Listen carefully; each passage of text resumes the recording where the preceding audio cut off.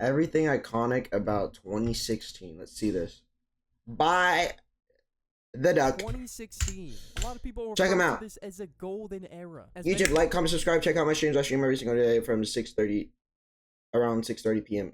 People call it the golden era of YouTube. A lot of people just consider 2016 to be a good year, and why? So for one, the first thing you search up on Google, I gotta agree. look up 2016 is probably the best year. The first result is why was 2016? There's just so much not to worry about, you know? There's a lot of hype for 2016. Yeah. Today I'm gonna figure out whether I'm just being blinded by nostalgia or if 2016 was actually good. So first off, 2016 had a lot of classics. Yeah, the 2016 XXL Sliper. That didn't really age too well. But for its time, it was the shit. Of course, Yeah. 2016 had its songs where it didn't really age well. It had its pop classics, like, it really did its thing for pop, but for rap, True. like, it was like a new beginning. A lot of people refer to 2016 as like the beginning of the Livy Dawn on my SoundCloud wrist. rap era. Or some It people is, call it the is. mumble rap era. Now, of course, granted, you have rappers in there that, you know, don't really make the lineup too stacked, like Lil Pump. But 2016 was the start for an amazing era for rap. You had rappers like Lil Uzi, Cardi,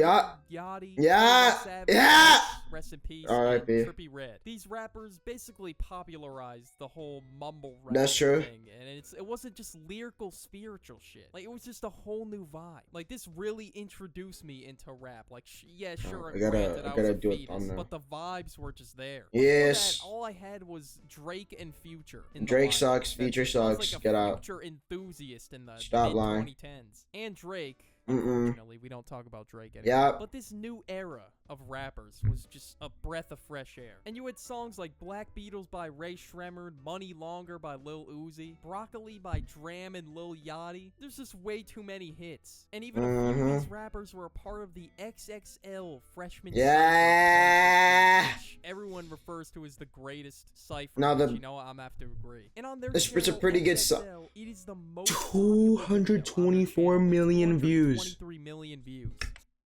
8 years ago. 2016 was 8 years ago, Chad. That's insane. I keep on feeling like 2016 was not that far off.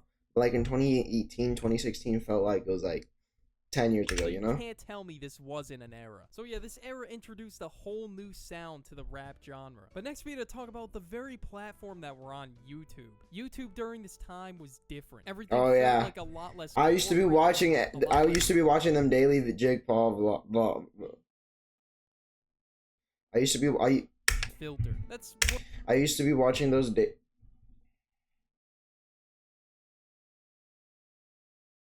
I used to be watching those daily Jake Paul vlogs. What really could be said about YouTube and the internet in general. It was definitely a much more unfiltered place. So it made it a lot easier to not get canceled for every little joke that you make. Like if you look at Mr. Beast's content then versus now, it's just a lot more corporate than it was back in 2016. Like that's why I'm probably gonna keep my content the same as in like delivery. I'm not gonna raise my voice for better retention. No, that's just dumb. Why the fuck would I do that? And in 2016, nobody's gonna do that ever. Okay. The content would just feel a lot more unfiltered. But now it seems like you just get nuked for harassment for any slight joke you make against another creator. It's like YouTube doesn't even understand the line between harassment and a joke. It's crazy. I can't hate. A lot more lenient with that stuff. Hell, they probably didn't even do anything at all. But ever since the adpocalypse hit YouTube, it just became a lot more corporate. They pick favorites of who gets terminated, who doesn't. And of course, their favorite Sniper Wolf is still on this platform to this day. She literally doxed Jack's films and went to bro's crib. Like, how does that not result in a termination? Of course, I love YouTube as a platform, but I would be lying if I said it was all sunshine and rainbows. Every platform has its flaws. Dude, who still uses Instagram? Like, who uses Instagram in 2024? Like, be honest with me. Everybody, I still be on Vine. I'm not gonna lie to you. I'll still be on Vine, but like the Vine archives, I'll be scrolling on that. I don't be on Instagram at all. Dude, what is this? Instagram? Snapchat. Yeah, who's honestly on Snapchat either? They both suck. laws, of course, at the end of the day. But now in 2024, if you swear too frequently in your video, you're gonna get demonetized. And now I feel like I gotta second guess myself every time I record, and I gotta carefully word everything. But back in 2016, of course, I wasn't a YouTuber back then, but it appeared like a lot more edgier and unfiltered.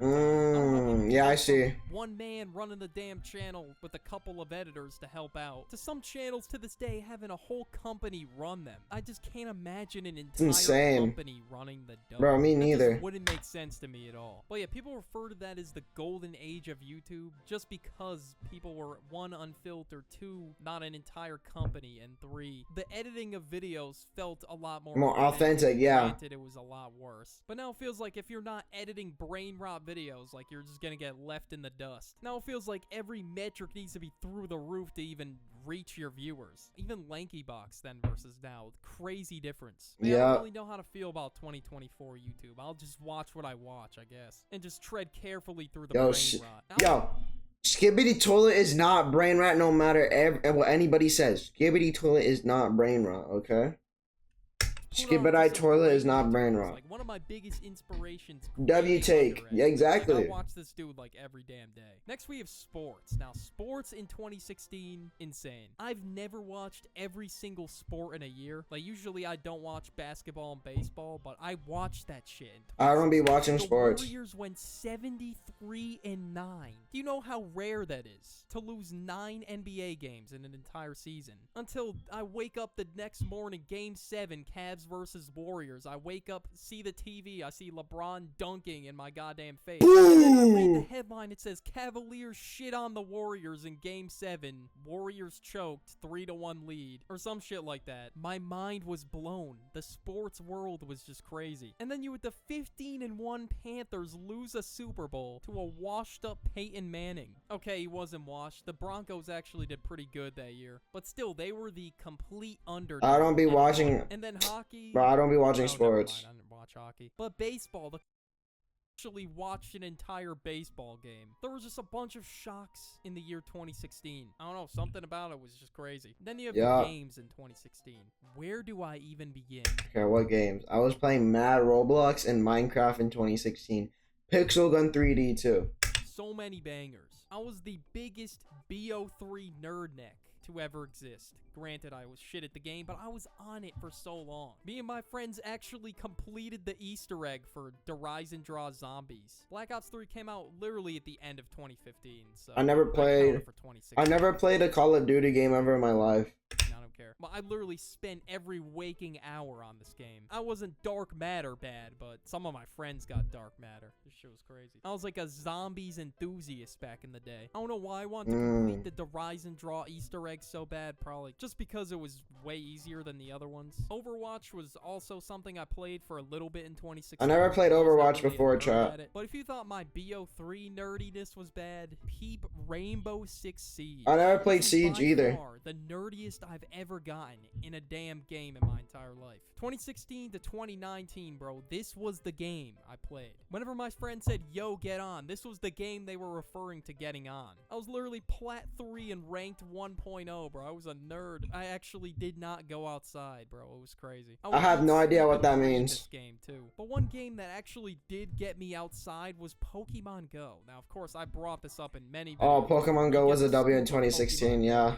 But this was the most mainstream game of 2016. Everybody and their mom played it. Seriously. No, that was not a joke. Listen to that sentence again. Everyone and their mom played it. Yeah, no. Some people's moms actually. Yeah, my mother was actually playing Pokemon Go as well. My dad's work plaza. Just to collect all 151 Pokemon, or at least try to. And you were not a real one if you didn't hack to try to get all the regionals. I'm a jit, bro. I don't have the money to go to the Eastern Hemisphere. Deagle had no money to his name. So realistically, how could have I gone to Europe? It was like whenever you found a Charizard, Snorlax, Lapras, or any rare Pokemon, everyone was rushing to that one spot. You'd see a wave of people just running in like a horde of elephants. This game had the world in a chokehold. The games were just... Yeah, I remember seeing like those highlights about Pokemon Go, and they were saying, oh, there's a Dragonite here, oh, there's a Charizard, and there was like a horde of 50 people just showing up. I remember, who was it? Was it Ali A? No. It was either Ali A or it was like... Yeah, it was Ali A, bro. And Logan Paul. They were playing mad Pokemon Go, and they were actually like documenting that junk. It was actually so entertaining at that time. Unmatched. But the trends, though, they were all right. The They were- water they were bottle great for flip. the time, like, of Yeah. course, like any trend. I get a little bit of nostalgia when I see people doing the mannequin challenge, which was basically you just stood still and you would play the song Black Beatles behind it, and that was basically it. That's why Black Beatles was so big, because of the whole mannequin challenge. Oh, That got I didn't know super that. mainstream. Same with fidget spinners. I don't really know Bro, how it's fidget spinners, went yeah, mainstream in how? 2016. Don't really remember how I got it. I just remember one of the mall plugs, basically one of those like little shops in the, not even a shop, it was like a stand in the mall. You know what? W him for getting his bread, bro. It was like $50 for 2 of them, or like $40. I gotta respect the hustle. $50 for some 2? crazy bread right there. And the slang for 2016, Bro, $7 I feel for like was one, a lot the one less that I got. brain rot, even though if I said I'm a savage, would be looked at as super corny today. We all said savage. We all said That's it. true. And then there were people Everybody said savage, epic. I don't know what else. What else did they say in 2016? said bay too in 2016. The slang is just way different than it was now. Oh, Like clothing! Skid Rizzler, Ohio Clothing Phantom. in That 2016, feels like bro. It was a lot easier in 2016 to pick up on. So. But yeah, all in all, 2016. Bro, he didn't even talk about the clothing. L Duck. Games by far best part about 2016. There were a bunch of trends in 2016, and I made this video right here all about the 2010s trends that some have forgotten, and others probably not. But go watch it anyway. Go. Good video by the Duck. Check him out, bro. Check him out, chat. Birdie.